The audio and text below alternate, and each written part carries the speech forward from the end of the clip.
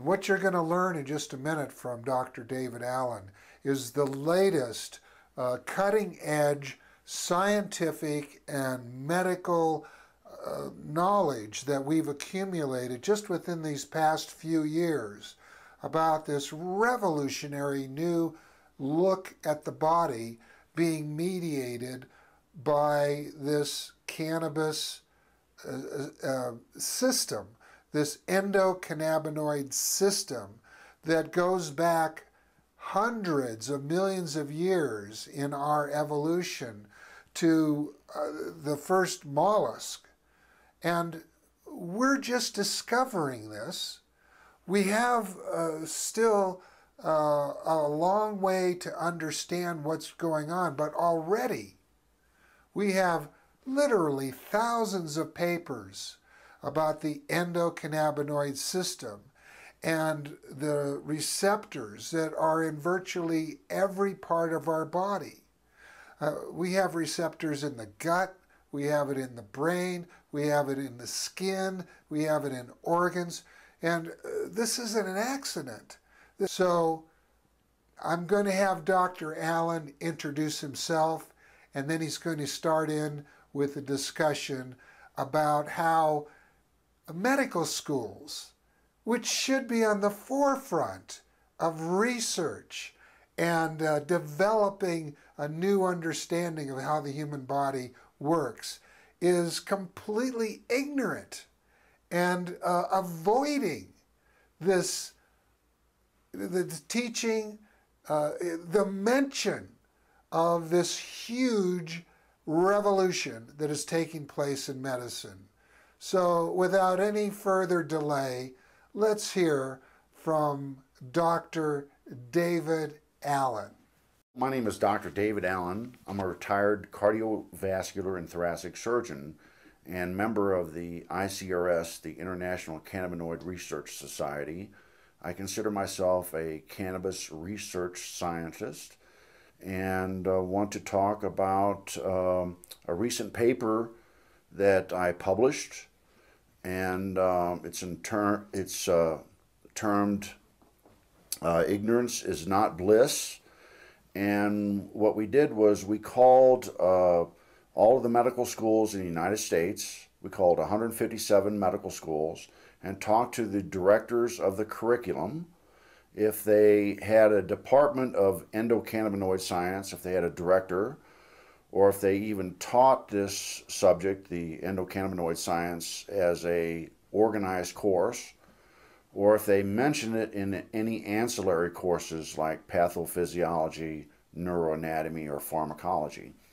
And the answer was that only 13% of the medical schools in the United States that we surveyed actually even mentioned this in any ancillary courses, and there's no organized courses being taught anywhere in the United States of America to the medical students. So this means that the majority of the doctors that graduate this year will have no knowledge of the ECS or its significance. And the ECS is a new science that we kind of discovered about 30 years ago, and it involves the chemicals that your body makes, these cannabinoids, that bind onto tissue receptors on every cell that you own. And so these cannabinoids bind onto the cannabinoid receptors, and they cause physiologic effect. And we're discovering now that the importance of this is that this is a master control system for virtually all physiology. So for physicians not to have a working knowledge of the ECS seems a bit backwards. And so we sent letters with copies of this article to all the deans of the medical schools that we contacted, and suggested that they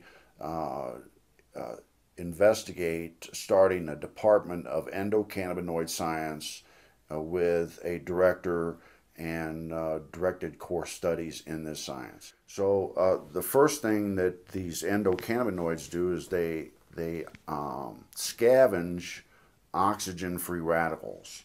And this is extremely important to the body because when your body makes these oxygen-free radicals, they actually attack these cells and cause damage to the cell wall and to your cellular organelles. And so the reality is these oxygen-free radicals actually attack your cell wall and they age you. And your body's defense mechanism in a large part is due to this endocannabinoid system, which makes these endocannabinoids, they're endogenous, and they scavenge these oxygen-free radicals. So that's one of the major mechanisms that cannabis works by, because it stops oxygen-free radicals. The other mechanism is, as I alluded to, is these chemicals that your body makes, these endocannabinoids, bind onto cannabinoid receptors, and they cause physiologic effect. And we've known about tissue cell receptors for a long time. Insulin has its own insulin receptors, and insulin binds to the insulin receptors in a lock and key mechanism. No other chemical will bind on to the insulin receptors. And so you have insulin receptors, testosterone receptors, estrogen receptors, opiate receptors, and you have cannabinoid receptors. And we're finding out that the major importance of all this, we recently found out that the numbers of these cannabinoid receptors in your brain outnumber all the other receptors combined. So we're finding out the significance of the effects of these cannabinoids and their cannabinoid receptors. There are several types of cannabinoid receptors. There may be as many as 5 different types. 2 are well known, CB1 and CB2. CB1 receptors are mostly localized in brain tissue, neurons, and CB2 are for the most part located in the body. So they're located in lymphatic organs, the spleen, the liver, your intestines, lungs, and many of your organs. And they have different functions depending on how they're stimulated. And different chemicals can stimulate these or also block these receptors. And this receptor science is really what kind of changed scientific thought in America about the endocannabinoid system. We really didn't believe it existed. And they found out about these receptors, and they actually made chemicals that would bind to these receptors and block the receptor action. And they developed a chemical that bound onto CB1 receptors, and it blocked the receptor, so no other cannabinoids could be stimulated to the receptor. And they called it rimonabant.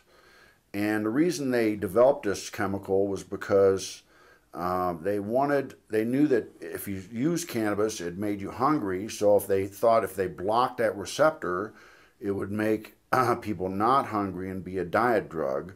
And indeed, once they developed this new drug called rimonabant, it did the opposite of what cannabis does. So they released it and tried it on a bunch of people in Europe, and they started having trouble almost immediately. And it did the opposite thing of what marijuana does.